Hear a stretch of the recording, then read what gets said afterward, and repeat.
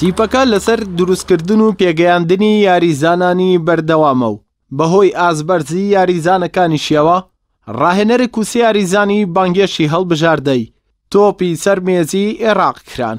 تیپی تۆپی سەرمێزی یانە یاشتی تاکەیانەیە لە کوردستان کە قوتابخانەیەکی تایبەت بە یاریەکەی هەیە و لە ئێستاشدا سی یاریزان لە کوڕان و کچان لە ژێر سەرپەرشتی شاخەوان جەمالی ڕاهێنەر مەشقەکانیان ئەنجام دەدەن.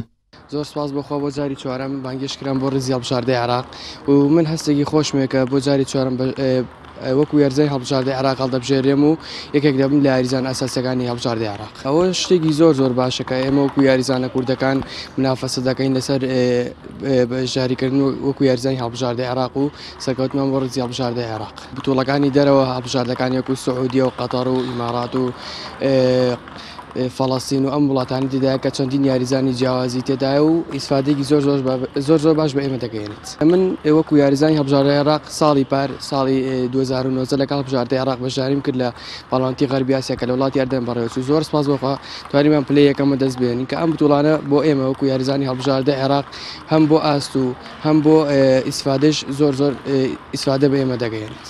ئێمە داواکارین لە بەرپرسان کە پشتگیریمان بکەن و پاپشتیمان بکەن بۆ لە هەموو ڕوویەکەوە.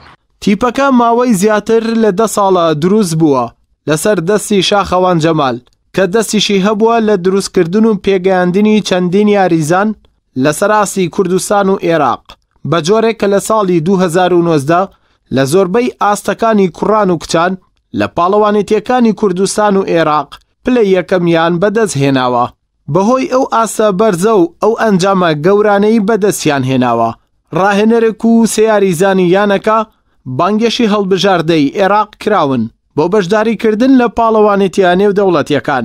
یاریزانانیش دڵخۆشن بە بانگێشکردنیان بۆ ریزی هەڵبژاردەی وڵاتەکەیان، بەڵام نایشارنەوە کە ئەرکیان قورسە لە بەشداریکردنیان لە پاڵەوانێتیەکانی وڵاتانی عەرەبی و ئاسیایی. هەستێکی خۆشمێ کە توانیمە هەڵبژێرم بۆ متەخەبی عێراق ئینشەڵا سەرکەوتوو. تەمرینەکانتان چۆنە؟ ڕاهێنەر چۆنە لەگەڵتانە؟ تەمرینمان لە ماوەیە کەمە خراپە ئەو ژەبەر مەکتەب، بەڵام ئێستا تەمرینمان دەست پێ کردوتەوە و دڵنیا ئەمەوێ ئەو ئەنجامێک کە لە کوردستان بەدەستم هێنا ئەمەوێت لە وڵاتانی تریش بتوانم ئەو ئەنجامانە بەدەست بێن. منە مارۆ سەلامە زۆر خۆشحاڵم کە بۆ هەڵبژاردەی عێراق بە هەڵبژێردراوم. هۆکارەکەشی دەگەڕێتەوە بۆی کە من لە پلەکانی لە پاڵەوانتەکانی سلێمانی و کوردستان دەتوانیمە زۆربەیدا پلەی یەکەمی بەدەست بێنم و دڵنیایە و تمەحمانەوەیە کە نەتیجەی بار بەدەست بێنێت چۆن لە سلێمانی و کوردستان بەدەستمان ناوە لە دەرەوەی وڵاتیش بۆ عێراق و کوردستان بەدەستی بێن.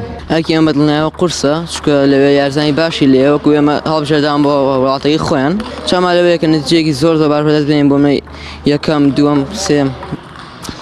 ئەوەی دەیبینین لێرەدا قوتابخانەی تۆپی سەرمێزی یانە یاشتیە کە لەم هۆڵەدا بۆ ماوەی چەندی ساڵە یاریزانانی ئەم یانەیە سەر دەکەوێت بۆ ڕێزی هەڵبژاردەی عێراق. ئەم ساڵیش سێ یاریزان و ڕاهێنەرێکی تری یانەکە هەڵبژێران بۆ ئاستە تەمەنیەکانی هەڵبژاردەی عێراق بەشداریش دەکەن لە پاڵەوانێتیەکانی کیشوەری ئاسیا و وڵاتانی عەرەبی. ئەمەش دەستکەوتێکی ترە لە یاریە تاکەکاندا کە بۆ شاری سلێمانی بەدەست دەهێنرێت. بەڵام ڕاهێنەر و یاریزانان گلەی لە بەرپرسانی یاریەکە و بەرپرسانی هەرێمی کوردستانیش دەکەن کە یاریزانان و ڕاهێنەران ئەو مێژووە گەورە بۆ کوردستان بەدەست دێنن، بەڵام هیچ هاوڕێکیان لێ نادرێتەوە. ئەردەڵا محەممەد تایبەت بە پەیامی ڕۆژ، سلەیمانی.